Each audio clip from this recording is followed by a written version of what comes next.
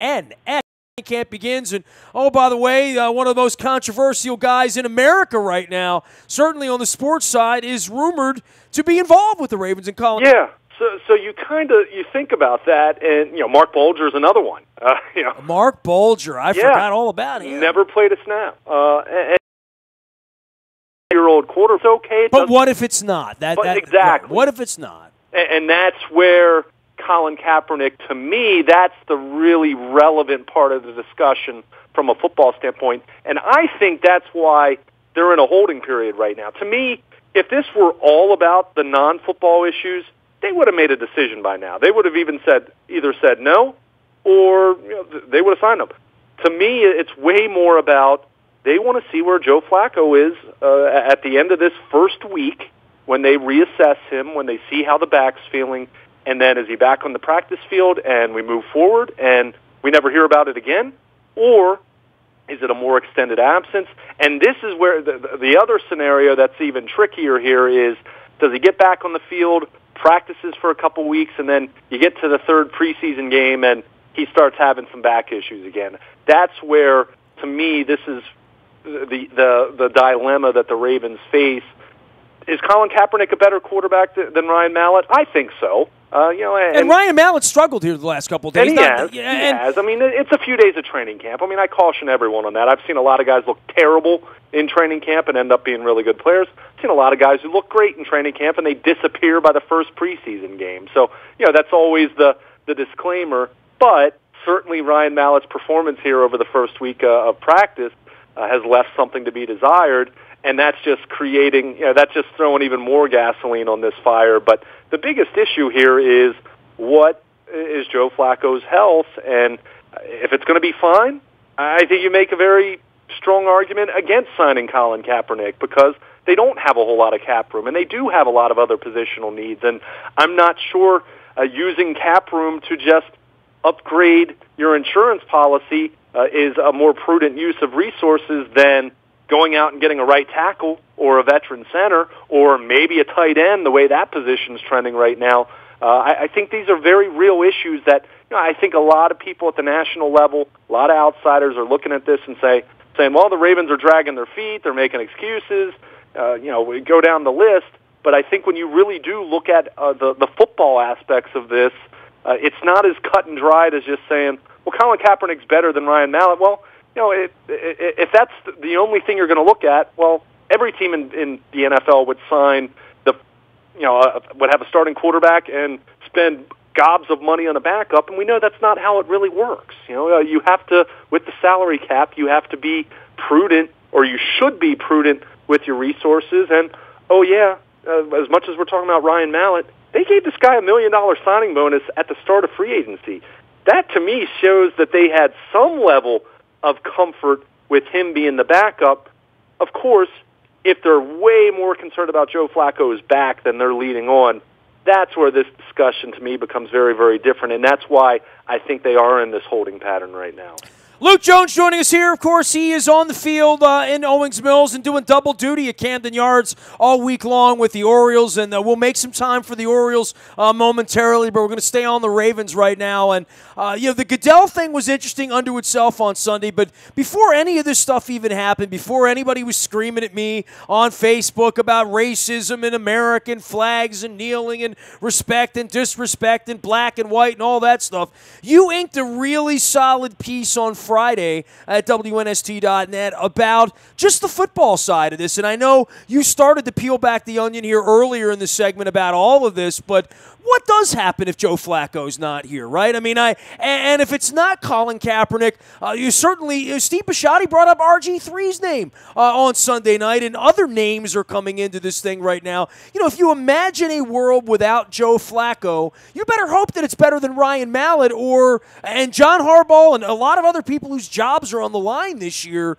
The healthy part of Joe Flacco is not something we spent any notion of the offseason even discussing. The fact that Kaepernick's even on our lips right now would not have been predicted by me on Wednesday when I was in Paris and leaving there, not thinking about the Joe Flacco thing. But it really, we're getting to the end with him now. We think, but Tom Brady's playing at 40 years of age at this point. But this really does start to say, well, I remember we didn't have a quarterback around here. That's for sure.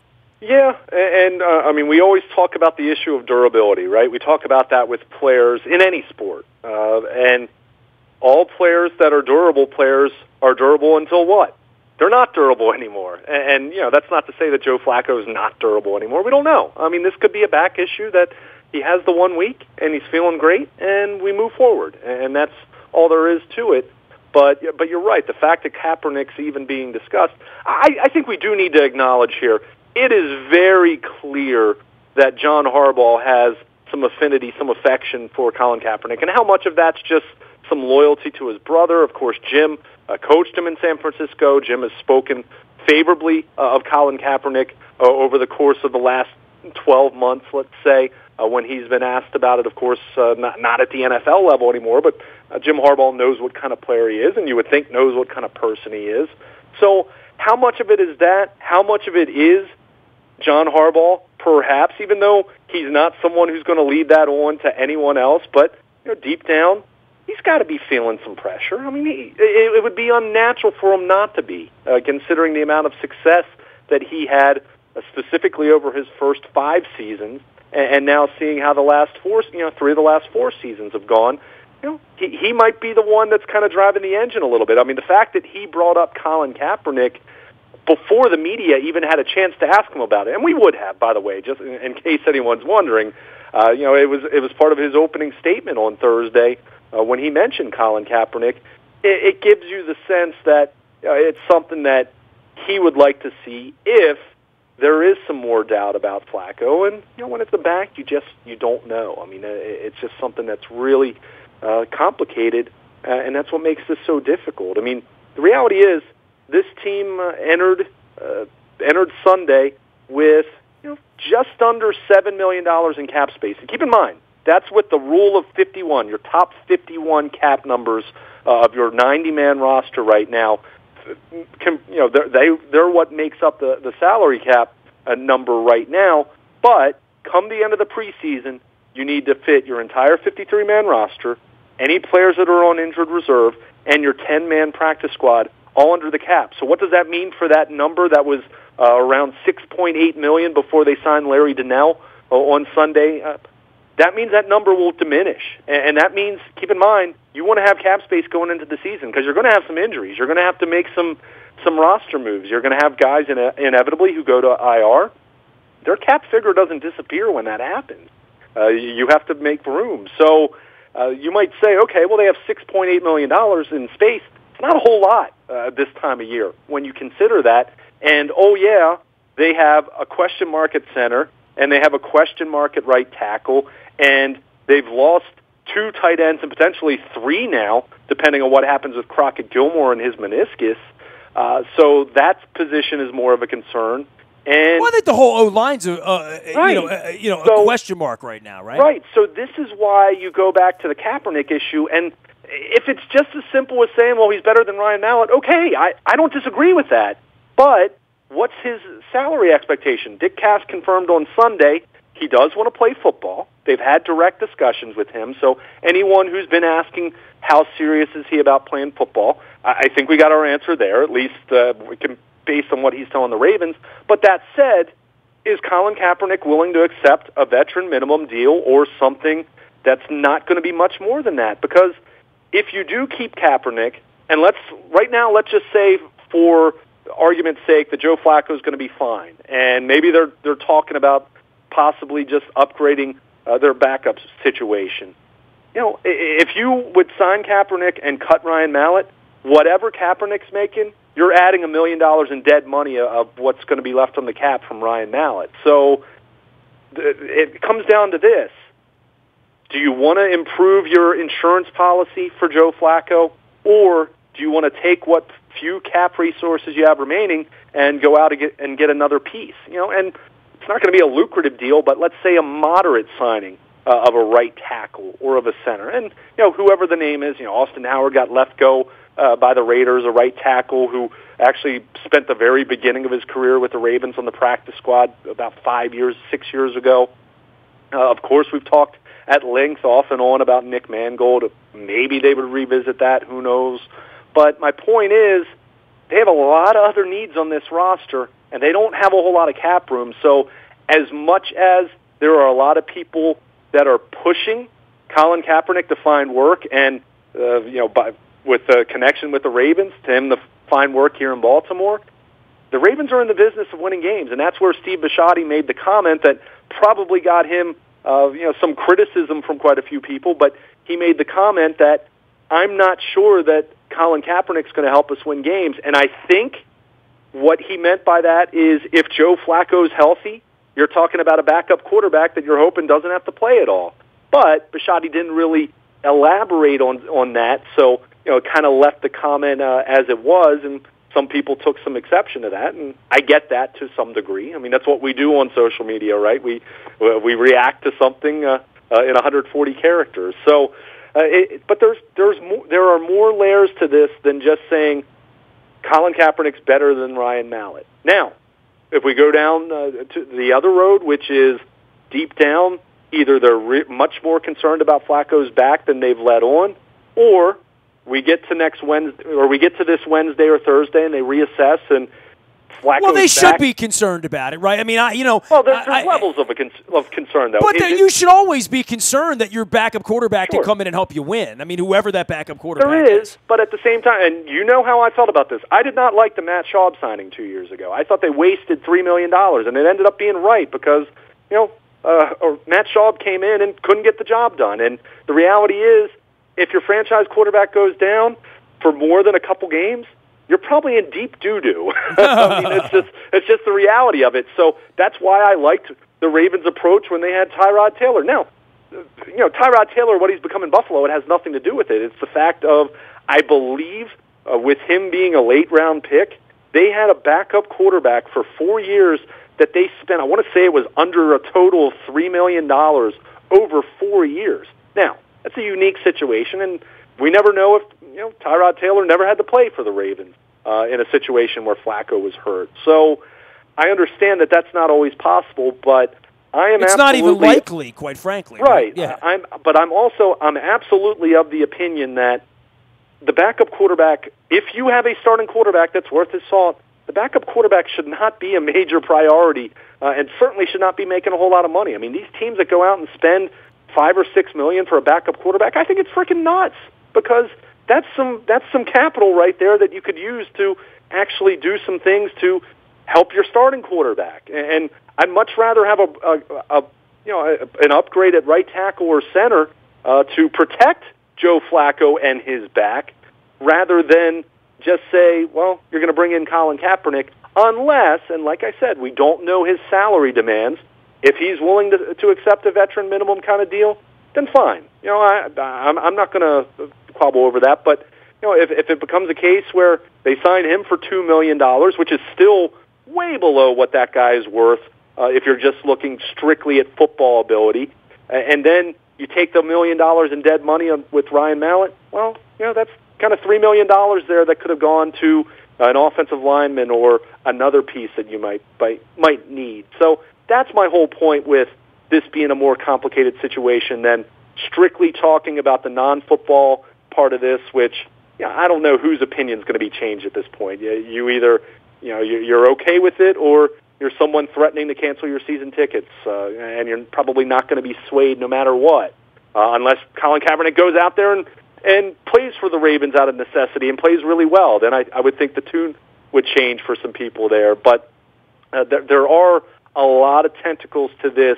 that involve the roster, the salary cap, and it's not as clear cut as some people are trying to make this out to be. Just looking at the national anthem protest and just looking at the fact that, hey, Ryan Mallett isn't as good as Colin Kaepernick, which I would agree with that. He is Luke Jones. He is Baltimore Luke out on Twitter, and, of course, Luke at WNST.net. He'll be at Camden Yards all week. The Orioles are their own issue, and certainly we saw something on Sunday in front of us that this Goodell press conference Rob Manfred doesn't run around and do this much, and Goodell doesn't do it much, but he does it this time of the year. It was sort of a confluence of events, right, that bring the Colin Kaepernick thing into this, and Bisciotti gets called into this. Bisciotti being brought in front of the fan base is a dangerous thing, and I know you and I discussed this, and I tweeted about this on Sunday night. He's dangerous because he's honest. Yeah, he is, and that's something that, as you said, can get him in trouble. I think for the most part that hasn't been the case. I mean, I think most of the perception as far as when he got in front of the media after the Ray Rice ESPN the Magazine story and answered questions, I think for the most part the response was favorable to him. Most of the damage had been done to the organization by then. Sure, and he didn't punch anybody. He stood up for his guy, and and they stood by him. And they can say that they didn't know how serious it was, but I think many people aren't buying that. Well, then Ozzie Newsome said, Ray Rice never lied to me. Sure, but what I have found interesting about this, and again, this. It's not like the Ravens decided to do this after the Colin Kaepernick in response to that. It's coincidence. But it is interesting, though, when you and I and so many people talked about the Ray Rice situation, John Harbaugh was the one that faced the brunt of that until later on when Bisciotti finally did that after the ESPN story that clearly was not very flattering to the Ravens' handling of the entire saga. But it's been interesting that for once Harbaugh hasn't had to he's certainly talked about it, but on Sunday he wasn't asked about Colin Kaepernick because at that point we had heard at length from Steve Bisciotti. Dick Cass had chimed in about it and confirmed that they had direct talks with Kaepernick. So for John Harbaugh's sake, I like the fact that this happened because I said it at the time. I thought Harbaugh was treated very unfairly. In that he was kind of thrown to the wolves to be the organization's voice for the Ray Rice. Yeah, while he was trying to coach a football team on a short week against Pittsburgh. Yes. Yeah, which I thought was completely unfair to him. Not to say he wasn't someone who needed to answer questions, but he to me that was a case where we should have heard from Ozzie, we should have heard from Bisciotti all along, and we eventually did, but we know how that played out. So I thought from that standpoint, I felt a little bit better for John Harbaugh, I suppose. Although, like I said, he's the one who he came out and got ahead of this thing and was very strong in his comments right off the bat. He could have easily waited for the question and just said, we'll consider anyone if we have a need at quarterback. Colin Kaepernick is a free agent, just like RG3 or anyone else. And he could have kind of left it at that and said, I'm not going to be answering questions about possibly signing quarterbacks every day. Instead, he kind of embraced it. He talked at length, talked about the fact that he had a relationship with him. So, that kind of, got this thing, this snowball rolling. And it's very clear. I mean, this is a story at this point. It's going to continue until the Ravens either, A, sign Kaepernick and he comes in here and there's going to be a huge media rush initially and then probably things calm down, or they flat out just say, we're not going to sign him. And then there'll be a big rush, and there'll be some backlash there, I'm sure, just like Seattle dealt with in late May when they visited with Kaepernick and decided not to sign him. But until one of those two things happen, this is just going to kind of linger and dangle, and we're just in this holding pattern right now while Joe Flacco continues to rest and receive treatment for his back. Luke was at the practice on Sunday night, as was I, and the Roger Goodell stuff is available in the Buy a Toyota audio vault. You're going to hear it here at WNST.net as well. And then the Colin Kaepernick thing, and then there's the whole drama around all of that. And then there was also practice, and there's a football team, and there's other things going on, maybe nothing more important than the quarterback, but bring us up to speed on the infirmary that Owings Mills has become here in early August, 10 days out on even playing a preseason game right now. Yeah, and it's one of those infirmary reports that there's been a lot of finality with a lot of this. I mean, we know Tavon Young's done for the year. We know Dennis Pitt is no longer on the roster, and his career all but officially over with the third hip injury. We know Kenneth Dixon's done for the year. We're waiting on Flacco. Michael Campanero's still on the PUP list with the toe/foot issue. the indications were at the start of camp that he wasn't that far away. But until he's back on the field practicing and staying on the field, that's kind of the same old story with him, unfortunately. But the latest, Maurice Kennedy dealing with a knee issue, a cartilage issue that we're still not exactly sure how severe. He and Crockett Gilmore, who's also dealing with a cartilage meniscus issue, both going to be reevaluated as we get into this second week of training camp. And definitely want to be on the WNST.net text service if it's something of significance, any finite determination as far as how long they're going to be out. We'll get that out to you. But those two individuals on the shelf. Other than that, it's been pretty clear cut. I mean, those four individuals, sidelined right now, and the other names I mentioned that are already done for the season. So clearly, Flacco's the big concern right now, just because of his name, just because he's the most important player on the roster. Not necessarily the most severe injury, but there's unknown there until we see him back on the field. I mean, the initial reports that were out there, I mean, I think NFL Network had said 3 to 6 weeks, and others had said a week or two, and what the Ravens have said is giving them a week of rest, and the way I've understood it, that's when they're going to reassess. It doesn't mean that they're going to give him a week of rest and he's going to be full go automatically, and that's that. They hope that's the scenario, but if he doesn't respond, what's the next step? Does he get an epidural injection? That wouldn't be something that would be out of the question. Doesn't mean that would be a terrible thing for him, but certainly if he has to get an injection, if he needs more rest, that's where you start to wonder then, is he going to miss preseason games? Is he going to miss most of the summer? And then you start to get into, well, if he's going to miss most of the preseason, is he going to be ready for the start of the season? And, let's keep in mind, this wasn't a good offense last year. And Joe Flacco, for all the other issues that went on around him that didn't help matters, he didn't have a good year last year. So, this training camp, it's not as though you just roll the ball out against Cincinnati on September 10th and that's that. I mean, there's work to be done. So, it's okay right now as we're talking about the last few days of July, but the longer this lingers, the more you're concerned on so many different levels, and then you start talking more about Colin Kaepernick or Ryan Mallett or any of that. The good news is Flacco was asked about it. John Harbaugh was asked about it as well. That doesn't seem like there's any real concern. I mean, they were both very dismissive of any concern that he wouldn't be ready for the start of the season. But again, that could change in a couple weeks if his back's not responding the way they're hoping. But beyond that, just kind of waiting and seeing on Maurice Kennedy and Crockett Gilmore, and whenever Michael Campanaro is going to get back on the practice field. He is Luke Jones. Luke at WNST.net is the way to make it happen with him. And, of course, baseball is also dangling out here. And, we'll call it quits for football conversation until Colin Kaepernick comes out. And I certainly, I shudder every time I get WNST text from you in regard where it says Ravens blank, because I'm like, nothing good's going to happen this time from a WNST text this time of year, right? Yeah, I mean, they added Larry Donnell, New York Giants tight end. Actually, not a star by any means, but a somewhat accomplished tight end. Had a really good year with the Giants in 2014. Hasn't really been able to replicate that. I know he was the source of a lot of frustration in New York because I want to say it was in 2014. He had that huge 3-touchdown game. I think it was a nationally televised primetime game.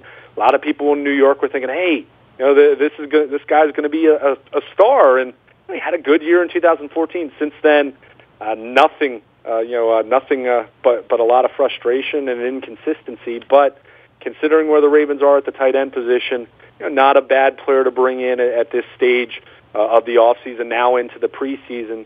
But yeah, typically those WNST.net text alerts at this point in time, related to the Ravens, not something you want to see unless they're signing an offensive lineman or, depending on how you feel, unless they're signing Colin Kaepernick here at some point in the not-too-distant future. Well, at least the Orioles will make us proud this week, I'm sure.